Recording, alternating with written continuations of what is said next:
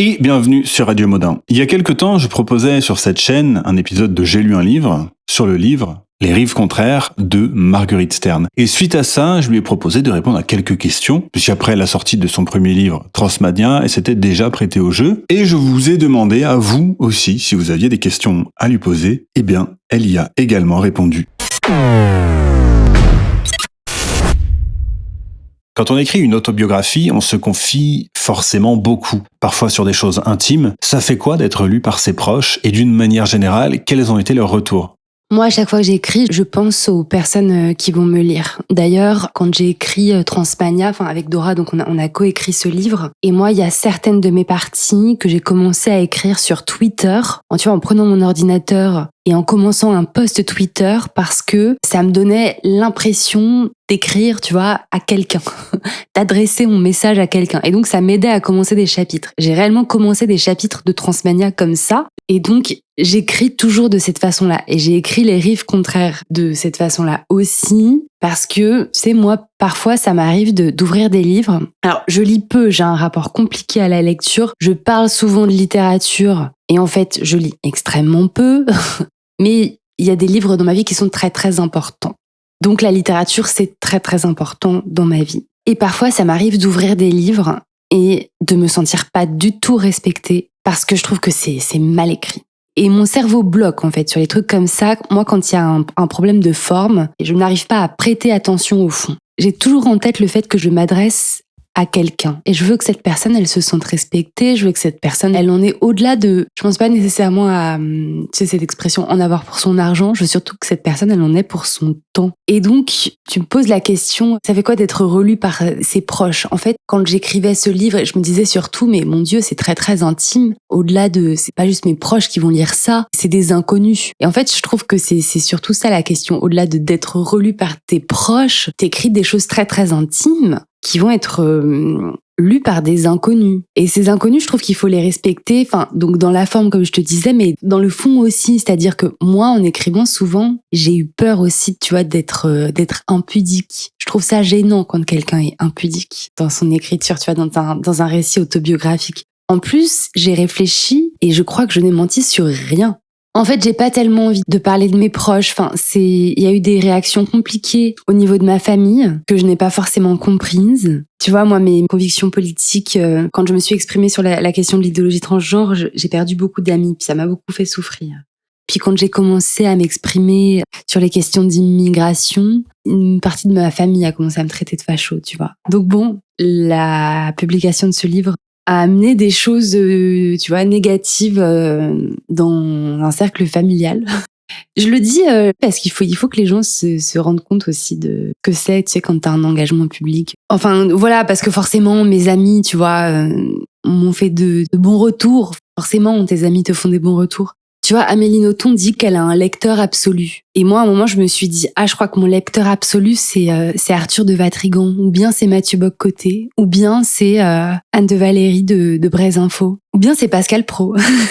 En fait, ce qui m'a beaucoup touchée dans les retours qu'on m'a fait au sujet de ce livre, c'est que j'ai été contente que certaines personnes comme ça, qui sont des personnes qui, pour moi, dont pour moi la vie compte, j'étais contente qu'elles y lisent autre chose que juste, ok, la fille raconte comment est-ce qu'elle est passée de gauche à droite. En fait, tu fais partie de ces lecteurs absolus. Parce que, j'étais contente que toi aussi, tu retiennes ce truc de l'ennui, de la lutte face à l'ennui, et de l'amour de l'esthétique. En fait, j'étais très contente qu'Arthur de Vatrigan me parle du rapport aux morts. Voilà, c'est des retours comme ça qui ont été importants pour moi. En fait, je trouve que parfois, c'est les questions qu'on te pose. C'est pas forcément les affirmations qu'on émet sur ton livre qui sont importantes. C'est les questions qu'on te pose relativement à ton livre. Quand on te pose une question sur la mort, ça veut dire que la personne a été touchée parce que t'en as dit dans ton livre.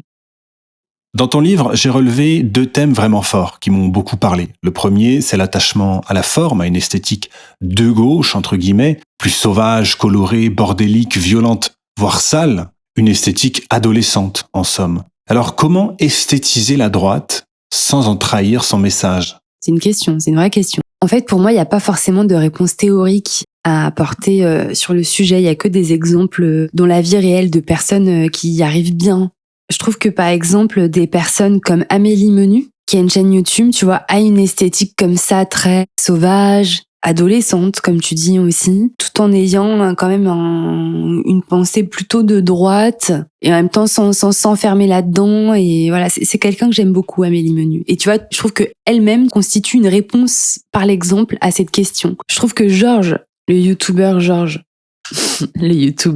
j'aime beaucoup parce que justement, je trouve que c'est pareil, c'est une réponse à cette question-là, tu vois. Le côté un peu j'ai ma casquette, je suis cool. Peut-être qu'il parle en verlan, ça me surprendrait pas. Enfin bon, tu vois ce que je veux dire, ce côté, cette esthétique à la Georges là. Bah voilà, je trouve que c'est une autre réponse, tu vois. C'est juste qu'il faut qu'il y ait des personnes qui développent leur propre style, ce que tu fais aussi, en fait. Mais en fait, c'est un peu drôle que tu me poses cette question parce que j'ai envie de te la retourner. En fait, quand tu m'as envoyé tes questions, je me suis dit, je vais le piéger, je vais lui répondre à moitié, puis moi, je vais lui poser des questions en retour. Et en fait, ça va pas être l'interview de Marguerite par Modin, ça va être l'interview de Modin par Marguerite. Donc du coup, j'ai envie de te la retourner, cette question. Moi, quand je regarde tes vidéos, enfin, quand je les écoute surtout, parce que je trouve qu'elles s'écoutent comme des podcasts, j'ai l'impression que t'as déjà réfléchi à cette question. Enfin, tu ne fais que réfléchir à cette question, en réalité. Je pense que tu as probablement même plus réfléchi que moi. Est-ce que tu peux toi-même répondre à cette question, Modin ? Alors du coup, oui, tu m'as piégé et en même temps, je me rends compte que ma question était un peu mal posée. En fait, ce qui m'intéressait, c'était surtout de savoir si on pouvait créer une esthétique de droite qui reprendrait justement tous ces codes de cet art plus sale et sauvage qui plaît tant à la jeunesse, sans pour autant trahir le message de la droite. Bon, il y avait une imprécision dans ma question. Mais du coup, moi, ma réponse, c'est que malheureusement, je pense que l'esthétique de droite, ce sera toujours un peu ringard pour la jeunesse. Et que c'est forcément, malheureusement, une esthétique souvent plus sage, moins excitante, qui est moins dans le plaisir immédiat, qui est moins efficace aussi pour combler l'ennui. Donc, oui, ma réponse est plutôt pessimiste en fin de compte, mais ça me permet au moins d'enchaîner avec la question suivante. L'autre grand thème, c'est l'ennui. Sur cette chaîne, on a beaucoup parlé des écrits d'un ancien psychiatre du nom de Theodor Dalrymple qui faisait de la peur de l'ennui la cause de nombreux problèmes de société, notamment chez les classes les plus défavorisées. Et si l'acceptation de l'ennui était l'héroïsme de notre époque ?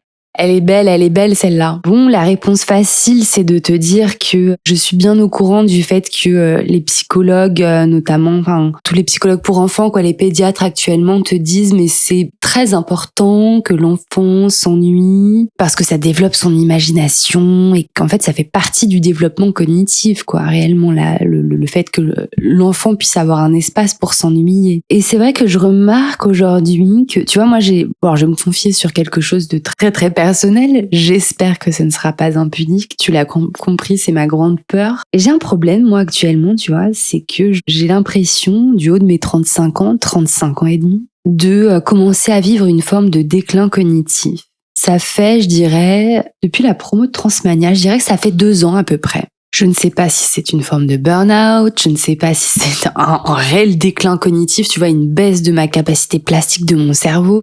Mais je me demande si justement c'est pas lié à cette question de l'ennui. Parce que c'est vrai que je remarque que j'ai, mais comme beaucoup de personnes, je pense, un rapport, tu vois, complètement maladif aux réseaux sociaux, aux écrans, à ce que tu mets dans tes oreilles. C'est vrai que, tu vois, je parle beaucoup de la question de l'ennui dans mon livre parce que petite, j'en ai beaucoup souffert. Et peut-être qu'aujourd'hui, je souffre du fait de plus tellement m'ennuyer parce qu'en fait, je peux consommer comme ça des contenus, tu vois, qui m'arrivent de toutes les applications possibles et inimaginables. Du coup, je m'ennuie plus. Mais en fait, c'est terrible parce que désormais, je m'ennuie d'un ennui qui est plein. C'est tellement plein, c'est tellement saturé que c'est un ennui dans lequel je peux pas injecter de l'imagination et c'est plus un ennui créateur. Alors que quand j'étais petite, c'était un ennui vide. Je le raconte dans le livre, tu vois, je souffrais beaucoup du fait que, tu vois, il y avait pas grand monde pour me parler de trucs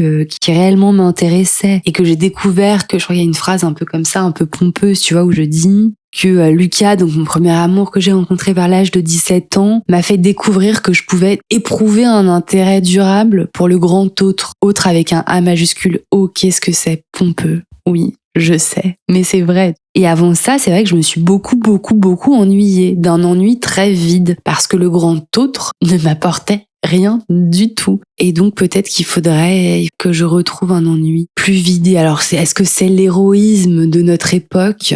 Est-ce que tu crois, toi, que c'est une forme d'héroïsme ?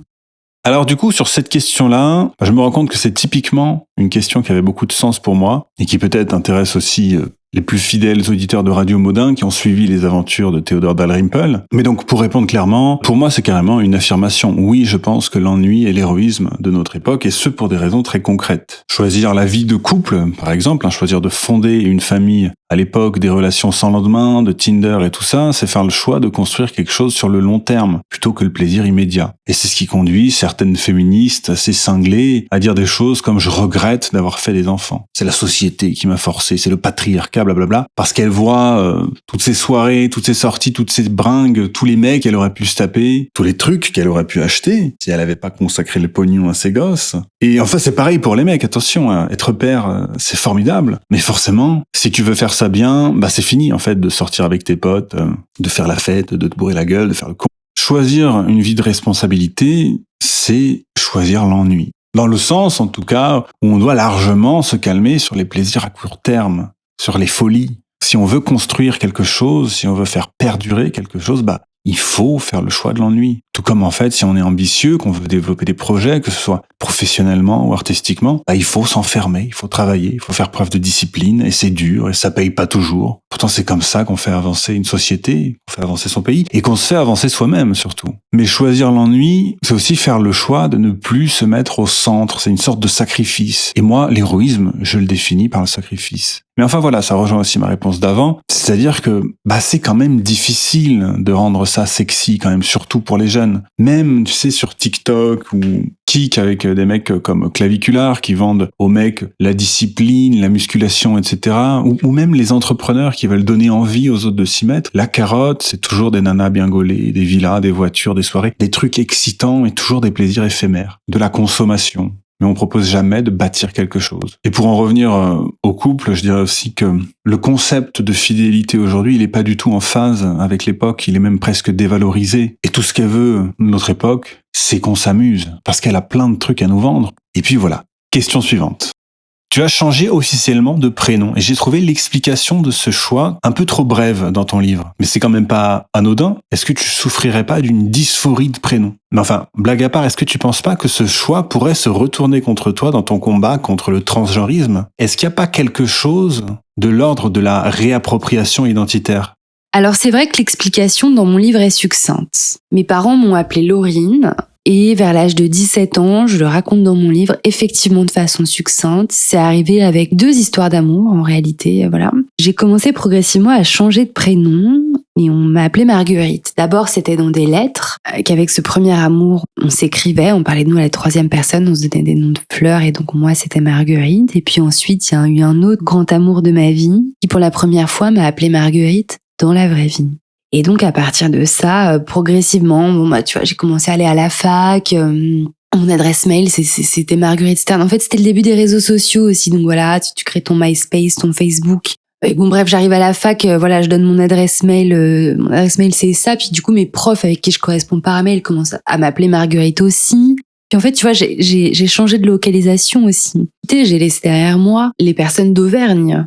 J'ai déménagé à Paris au moment où ce changement de prénom arrivait, et donc petit à petit, en fait, les nouvelles personnes que je rencontrais à Paris m'appelaient Marguerite parce qu'il devenait de plus en plus naturel pour moi de dire Marguerite. Enfin bon, bref, c'est un truc qui s'est installé comme ça. Alors sur la question de la dysphorie de prénom, bah oui, c'est vrai qu'aujourd'hui, quand on m'appelle Laurine, tu vois, ça me met mal à l'aise. Il y a plus que les personnes de ma famille qui m'appellent Laurine. Je déteste ce prénom parce qu'il me rappelle une période de ma vie qui a été trop dure. Je le dis dans mon livre très succinctement parce que ça n'est pas l'objet de ce livre. J'ai vécu des choses terribles étant enfant et adolescente, dont je n'avais pas envie de parler dans ce livre. J'avais pas envie de m'étendre là-dessus, mais il y a eu des choses très difficiles dans ma vie et je crois que ce prénom était forcément relié, tu vois, à ces 17 premières années d'ennui. Mais si j'avais été totalement honnête dans ce livre, je me serais aussi beaucoup attardée sur la violence. j'avais franchement la flemme de le faire. Donc, c'est effectivement une forme de mise à distance de son passé, de changer de prénom. Donc oui, il y a une forme de réappropriation identitaire, évidemment. Et au sujet des trans, en fait, la grande différence entre un prénom et ton sexe biologique, c'est qu'un prénom, justement, c'est pas quelque chose de biologique, c'est pas quelque chose de naturel. Par définition, c'est quelque chose de culturel. Moi, je suis contre le fait qu'on fasse transitionner des personnes trop facilement, et surtout des mineurs ou des personnes en situation de fragilité médicalement parce que ça porte atteinte à leur intégrité physique. Et je suis aussi contre le fait qu'on puisse changer de sexe à l'état civil parce que c'est nier la biologie. Et donc du coup, après, c'est tricher quand il s'agit, par exemple, de diviser les êtres humains en 2 catégories, femmes et hommes, pour tout ce qui concerne le sport, les vestiaires, les toilettes, etc. On a besoin de ces divisions, néanmoins, on n'a pas besoin de division sur le sujet des prénoms. Tu vois, je serais pas contre le fait que les personnes trans changent de prénom à l'état civil, puisqu'effectivement, un prénom, voilà, comme je te le disais, il y a une dimension culturelle. Et justement, tu vois, les personnes trans vont te dire souvent que leur sexe leur a été assigné à la naissance. Et ben ça, c'est pas vrai. Le sexe, il est pas assigné à la naissance, il est constaté. C'est une réalité matérielle, objective, que tu peux observer, que tu peux décrire, voilà. Par contre, un prénom, il est assigné à la naissance, il est décidé de façon arbitraire. Et donc, si j'ai envie de changer cette assignation, je considère que je peux le faire parce que ça ne lèse personne. Alors que lorsqu'un homme devient une femme à l'état civil, des femmes peuvent être lésées. Maudin, est-ce que c'est ton vrai prénom? Ou bien est-ce que c'est un pseudonyme? Est-ce que tu t'appelles vraiment Maudin Malin dans la vraie vie? Et toi, est-ce que tu souffres d'une dysphorie de prénom? Est-ce qu'il y a un truc identitaire derrière ça? Est-ce que tu veux nous en parler? J'aimerais bien. Alors déjà, il y a quand même une différence qui est que pour moi, c'est un pseudo, c'est pas un changement de nom officiel. Donc c'est pas tout à fait la même chose. D'ailleurs, pour la petite anecdote, pour ceux qui ne sauraient pas, en fait, quand j'ai commencé ma chaîne, je me suis vraiment précipité pour trouver un pseudo, un logo. J'étais très motivé, je voulais battre le fer tant qu'il était chaud, et donc je voulais sortir une vidéo le plus vite possible. Et donc toute cette précipitation, ça m'a fait penser que j'allais être beaucoup plus virulent que je l'ai été en réalité. Et donc ma première chaîne, elle s'appelait Maudin Faquin, qui était une francisation de l'insulte motherfucker.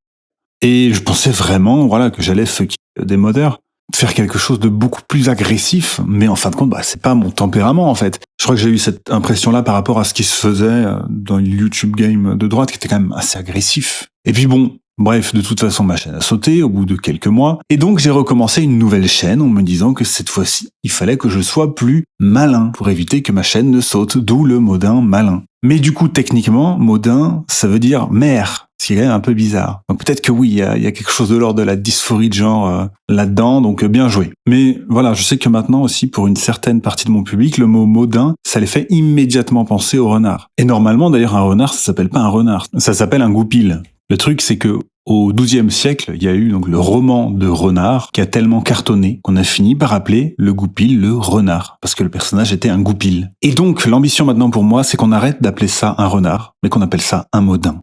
Voilà, c'est ça le projet.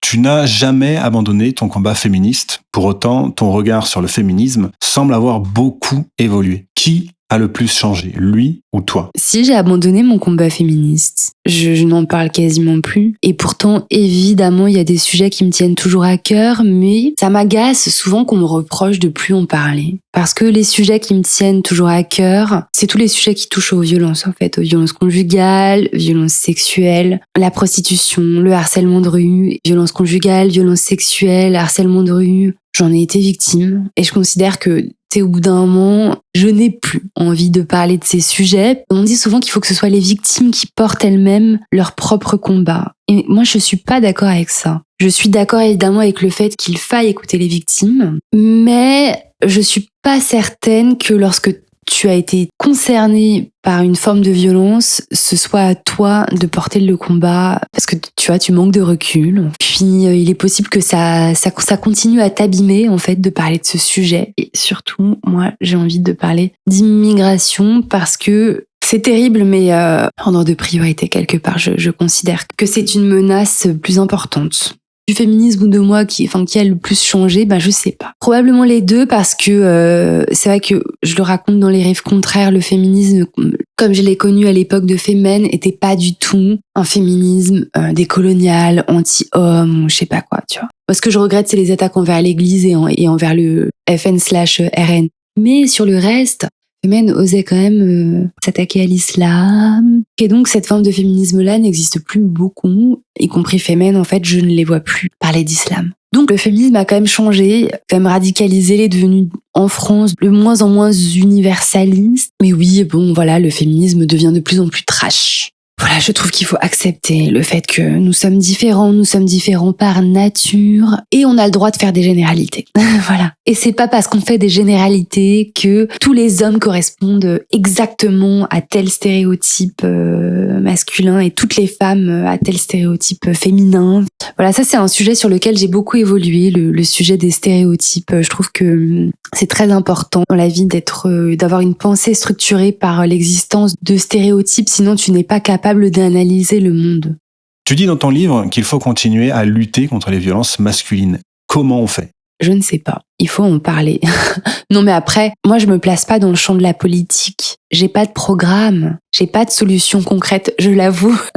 En fait, je suis une imposture. Je n'ai pas de solution concrète. Moi, je parle, je ne fais que parler. Mais il me semble quand même qu'il faut redescendre un peu sur terre et justement en politique, sortir 2 minutes des longs discours et que justement, pour lutter contre les violences masculines, peu importe quel type de violence, la violence sexuelle, les vols, les trucs, il faut mettre les gens en prison. Je suis pour la fermeté, c'est tout. Je suis totalement opposée au discours de gauche qui dit qu'il faut faire de la prévention, tout ça. Bon, il faut faire de la prévention aussi. En fait, on en est à un niveau d'ensauvagement de la société française que les affiches dans le métro et les numéros verts, au bout d'un moment, je commence vraiment à le prendre mal, tu vois. Tous les étrangers qui commettent des violences, tu les dégages, les étrangers ou les binationaux. Plus jamais de la vie tu les laisses entrer en France. Et même pour les criminels, même pas à faire de prison en France. Juste ils dégagent. J'ai pas envie de payer de la prison pour un étranger. Et les autres, en fait, les Français qui commettent des violences, tu les enfermes. Rétablissement de l'autorité. Fin. On passe maintenant aux questions des abonnés. Après avoir réalisé l'escroquerie de votre ancienne idéologie, ne craignez-vous pas de tomber dans l'excès inverse par compensation ? C'est-à-dire de chercher une forme d'excès dans la provocation de droite et de vouloir adhérer absolument à ce camp, quitte à cesser de croiser les sources et de vous remettre en question. Parce que je me suis magistralement trompée une fois, je suis condamnée au doute à perpétuité. J'analyse mes pensées en continu et je les soupçonne toutes d'être inacceptables. J'ai souvent peur de regretter un jour à nouveau, d'être en train de basculer dans l'incorrect et l'inexact. Féministe radicale, je prônais la haine des hommes, l'idée de reproduire les mêmes mécanismes à l'égard d'étrangers m'effraie. J'écoute ma rationalité et quand je relis froidement mes propos sur Twitter, je ne vois aucune forme de haine personnelle. Mais s'il y avait des failles dans mes raisonnements, si ma perception était à nouveau biaisée par un filtre qui m'échappe, et si je n'étais animée que par l'énergie éphémère des nouveaux convertis. Bah oui, c'est sûr. Exactement la formulation de cette question. Bien sûr que j'ai peur de tomber dans l'excès inverse par compensation et je le cache pas dans le livre. Je suis une personne excessive. Alors je sais pas si je dois lutter contre ma propre nature ou bien l'embrasser pleinement. Je pense qu'il est plus probable que des personnes d'extrême gauche aillent à l'extrême droite plutôt que des centristes qui paraissent plus proches de la droite se rapprochent de la droite. En fait, j'ai l'impression que le centrisme est une nature et que l'excès en est une autre. Et c'est vrai que je suis excessive. En fait, quand j'étais à gauche, jamais aucune pensée ne me semblait indicible. Autant d'un point de vue des apparences sociales que du point de vue de la loi, de la peur des répercussions juridiques. Depuis que je suis passée à droite, j'ai découvert ce qu'était l'autocensure faite en toute conscience. Je ne dis jamais des choses que je ne pense pas. Par contre, évidemment, qu'il y a plein de choses que je pense que je ne dis pas parce que j'aurais trop peur d'en subir les conséquences et que j'ai fait ce choix je me suis dit, voilà, Marguerite, c'est bon, t'es déjà suffisamment abîmée comme ça, tu t'es déjà suffisamment brûlé les ailes avec ta vie publique, en fait, tu vois, n'en rajoute pas trop. Arrête Et en fait, une de mes théories sur ce sujet de l'autocensure, c'est que je pense qu'il y a plein de personnes qui s'empêchent de passer de gauche à droite justement parce que cette autocensure inconsciente les protège d'une réalité qui est trop violente à accepter pour eux. Tu as admis que ton militantisme de gauche correspondait à une période de fragilité psychologique ?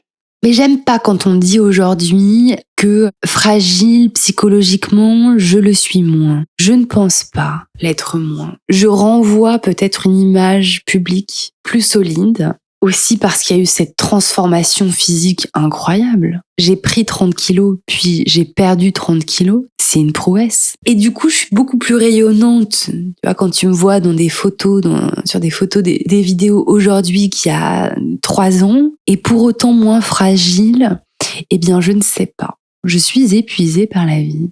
Je pense que tu ne peux pas militer à gauche si tu n'es pas fragile psychologiquement. Enfin, en tous les cas, dans les milieux féministes, en fait, c'est souvent des femmes qui ont vécu des traumatismes. Voilà, moi, je pense que c'est beaucoup pour ça que je me suis dirigée vers le féminisme. Pour moi, être de gauche actuellement, c'est quoi ? C'est se dire humaniste. Humaniste pour qui ? Pour tout le monde, mais un peu moins pour les blancs quand même. Et donc, je considère que cela constitue une forme d'autoflagellation malsaine. Quand tu es dans l'autoflagellation, tu es nécessairement fragile psychologiquement. Je dis pas que toutes les personnes de gauche placent les blancs en dessous de tout, mais je pense que voilà, c'est le cas pour une partie d'entre elles, et l'autre partie d'entre elles, je pense, ne voient pas, sont aveugles à la réalité démographique actuelle en Europe et en France, qui est le fait que les blancs, les Européens sont en train de disparaître, et donc n'avoir aucun problème avec l'extinction de son propre peuple est une forme de soumission volontaire, et trop se soumettre, donc être de gauche, c'est nécessairement être fragile.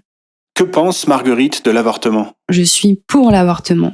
Néanmoins, je trouve que les questions bioéthiques que soulève l'avortement ne doivent jamais cesser d'être débattues. Je pense qu'il faut prévenir les femmes du fait qu'elles peuvent mal le vivre. Moi, personnellement, j'ai avorté une fois. Je l'ai pas mal vécu. Ce que j'ai mal vécu, ça a été le comportement de mon compagnon qui a été abject à ce moment-là, parce que ça n'était pas rien pour moi non plus d'avorter. Et je pense d'ailleurs que les femmes qui disent que pour elles, ça n'est rien d'avorter, je pense qu'elles sont dans une forme de dissociation inquiétante, qu'elles ne réfléchissent pas suffisamment à ce que c'est que quand même d'être enceinte. Et voilà, quand je dis qu'il faut écouter les questions bioéthiques, c'est que c'est quand même le début d'un être humain. L'association d'un gamète mâle avec un gamète femelle, c'est quand même le stade 1 de l'être humain, quoi. Ça me semble quand même faux de dire que c'est un être humain en devenir. T'es vivant ou t'es pas vivant. Tu vois, t'es vivant ou t'es mort, mais y a pas réellement d'état entre la vie et la mort. C'est pareil, en fait, pour la création d'un être humain. Alors, il y a une évolution, tu vois, du stade d'un embryon au stade de fœtus, au stade de bébé, puis alors ensuite tu nais et voilà. Mais c'est une évolution. Après, je pense que naître dans un contexte où tu n'as pas été désiré, où tu es issu d'un viol, où, je sais pas, tes parents sont alcooliques, naître dans des contextes tels, en fait, je pense que ça peut donner lieu à des vies qui sont trop terribles. Je pense qu'un enfant a besoin de ses parents et qu'un enfant qu'on dépose dans un berceau à l'aide sociale à l'enfance, je trouve que c'est trop terrible. Donc je me dis que c'est peut-être mieux pour certains enfants qu'ils soient avortés et qu'ils ne naissent jamais plutôt qu'ils connaissent des destins tragiques. Et en même temps, qui suis-je pour dire ça ? Moi, j'ai un rapport à ce truc-là tellement étrange, tellement spécial, tellement terrifiée par le fait de pouvoir un jour être enceinte, accoucher, être mère, que si tu me donnes pas la possibilité d'avorter, j'ai l'impression que je pourrais mourir de ce truc. Et donc c'est pour ça aussi que j'ai envie que nous les femmes, on ait le droit d'avorter. Et j'ai bien conscience du fait que tout ce que je suis en train de dire est peut-être extrêmement immoral. Parce qu'à partir du moment où on admet que c'est une vie, oui, si on supprime la vie, c'est un meurtre. Donc c'est compliqué. Et il est possible que dans 1 ou 2 ans, je dise que je suis totalement opposée à l'avortement. Sauf en cas de viol, parce que je considère quand même que c'est imposé à une femme qui a été une grossesse. Voilà, c'est quand même un truc que tu vis dans ta chair, une grossesse quand t'es une femme. Une question qui revient très souvent, Une conversion de Marguerite Stern au catholicisme, c'est possible ? Je suis catholique de culture. Je l'ai répété déjà suffisamment de fois dans plein d'interviews. Je tiens énormément à ça. Je porte ma croix autour de mon cou tous les jours. Je porte ma croix dans ma vie quotidiennement aussi. Pour moi, cette expression a un sens. Quand j'entre dans une église, ça me fait quelque chose. Je vais souvent à l'église. J'ai besoin d'aller à l'église. J'ai besoin de savoir qu'il y a une église. À côté de moi, j'ai besoin de savoir que les églises existent en France. Un jour, j'ai essayé de m'imaginer ça. C'était le jour où Quentin de Ranc a été assassiné. J'ai essayé d'imaginer la France sans église. Et ça m'a terrifiée. Et pareil, à chaque fois que j'apprends qu'une église tombe en ruine, ça me touche profondément dans mes entrailles. J'ai l'impression d'être une enfant de ça. J'ai l'impression d'appartenir à ça. Néanmoins, je ne crois pas en Dieu. Et je peux pas me forcer à croire en Dieu. Ce serait une insulte faite aux catholiques de faire semblant d'y croire. J'ai pas envie de faire semblant d'y croire. As-tu gardé des liens avec d'anciennes relations du camp du bien ? Si oui, que disent-elles de ton évolution ? Eh bien non. En fait, un de mes seuls amis qui me restait de ma période fémène est mort il y a 1 an et demi. C'était Simon Fieschi, ancien webmaster de Charlie Hebdo, qui avait pris 2 balles de Kalachnikov, qui était resté lourdement handicapé, qui est vraiment l'une des personnes les plus brillantes que j'ai rencontrées dans ma vie. Il y en a très peu. Simon était un être étonnant. Il y a peu d'interviews de lui sur Internet, il y a quelques vidéos. Je vous invite à aller les voir. Simon était quelqu'un de très spécial. Il l'a jamais mal pris que je devienne très à droite comme ça. Puis ça a été très dur pour moi justement de publier ce livre sans lui, parce que j'aurais besoin qu'il le lise et j'aurais besoin de savoir ce qu'il avait à en dire. Oui, c'est quelqu'un qui me manque beaucoup parce qu'indépendamment du fait que lui soit resté à gauche, un petit temps il était devenu très très radical envers l'islam. Moi je me disais quand même il abuse. Puis finalement, je le suis devenu plus que lui. Il s'était pris 2 balles de Kalachnikov, il avait plus de raisons que moi, des raisons disons plus charnelles, plus viscérales, d'être extrêmement islamophobe quoi. Bon, ceci dit, il l'était. Il faisait pas forcément le lien entre islam et immigration. Et ça, c'était une erreur. Et donc, j'aurais bien aimé qu'il puisse me dire ce qu'il pensait de ce livre. Est-ce que vous aimez les jeux vidéo ? Si oui, lesquels ? Non, je ne joue pas aux jeux vidéo. J'aimerais bien qu'on m'en conseille. J'ai joué cet hiver, j'ai joué à The Long Dark. C'est tout. En fait, cet hiver, je me suis dit il faut arrêter au bout d'un mois de regarder de la télé-réalité et des vidéos d'actu YouTube tout le temps. Essaye d'entraîner ton algo YouTube à aller vers des endroits un peu plus étrangers pour toi, un peu plus qui te sortent de ton univers mental politique là et tout. Et donc tomber sur la niche vidéo contemplative et bien réalisée qui parle de jeux vidéo. Et l'une d'entre elles m'a donné envie de jouer à ce jeu vidéo The Long Dark, mais ça m'a lassé quand même assez vite quoi. Je pense que j'aurais du mal à jouer à des jeux vidéo violents et avec des trucs, des armes et tous les trucs de garçons. Par contre, je crois que j'aimerais bien jouer à des jeux vidéo où il faut construire des trucs et explorer des endroits nouveaux. Parce que moi, j'ai du mal à voyager. J'ai du mal à partir de la France. Encore plus de l'Europe. Parce que je me dis que si jamais il arrive quoi que ce soit, c'est pas possible, faut que je sois en France. Et donc, c'était ça que j'aimais bien dans The Long Dark, c'était que je pouvais explorer des territoires inconnus tout en restant dans ma chambre. Maintenant que tu as quitté la sphère féministe, comprends-tu certains arguments masculinistes et la situation que subissent les incels ? As-tu davantage de compassion pour eux et comptes-tu écrire un livre sur ce sujet essentiel ou les vois-tu toujours comme les ennemis des femmes et des fous dangereux ? J'ai du mal à répondre aux questions sur les masculinistes parce que je m'y suis pas beaucoup intéressée, je suis désolée. Par contre, j'en parlais avec un ami récemment à qui je disais que moi il y a un truc qui m'a aidé à sortir de la haine des hommes parce que c'est vrai que j'ai traversé cette phase-là quand j'étais dans ma phase féministe radicale 2020, collage contre les féminicides, voilà.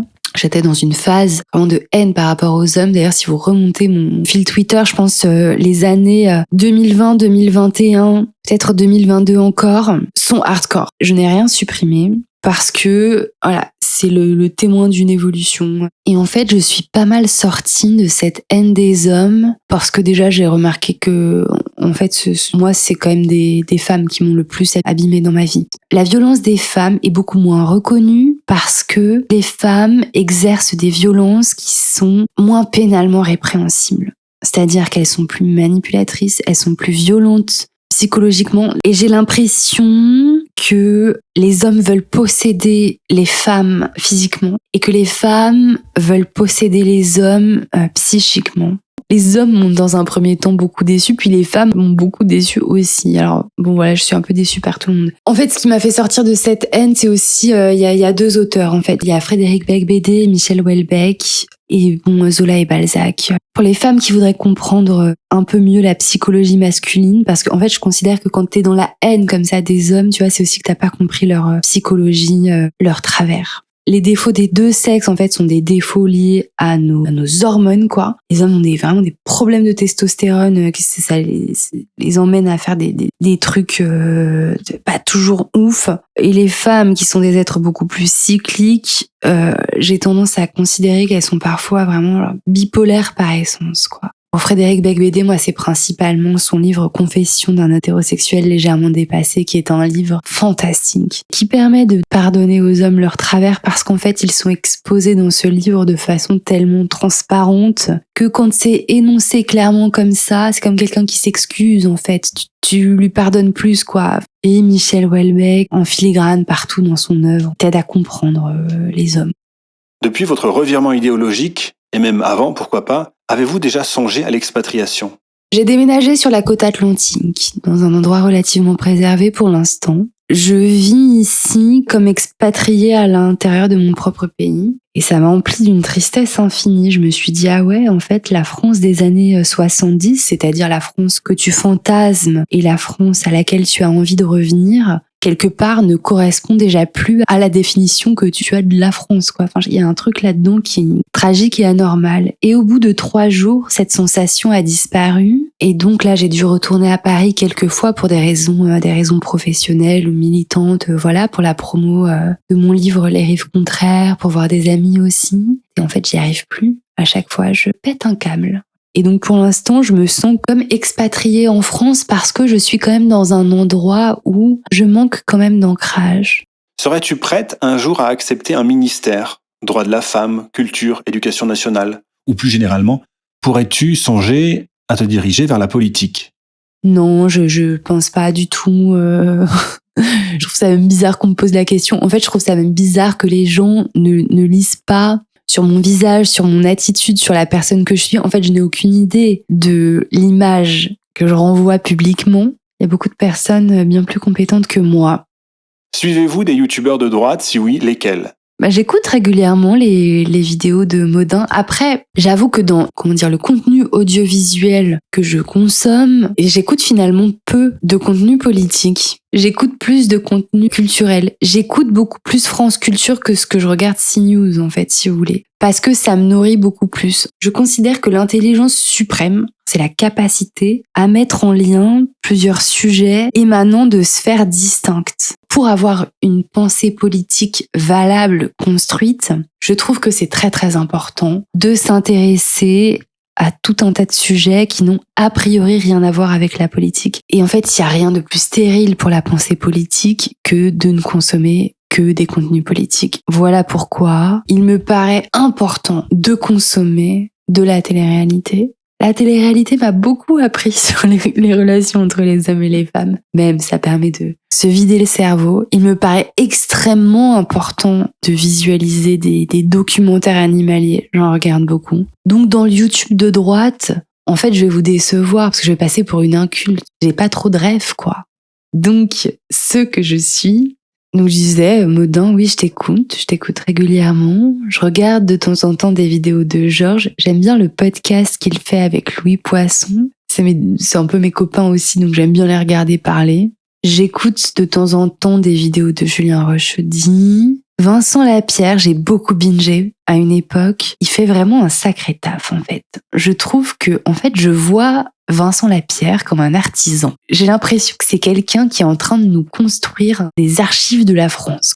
Après les trans et la dichotomie progressisme-conservateur, quel sera le thème de son prochain livre ? Eh bien, je ne vous dirai pas. Bien sûr que j'ai envie d'écrire un livre encore, parce que je trouve qu'il n'y a rien de plus merveilleux au monde. Mais je me suis aussi rendu compte du fait que c'était difficile pour moi de faire une promo, parce que je trouve qu'il y a un non-sens absolu à aller parler d'un truc que t'as écrit justement parce que tu voulais pas en parler?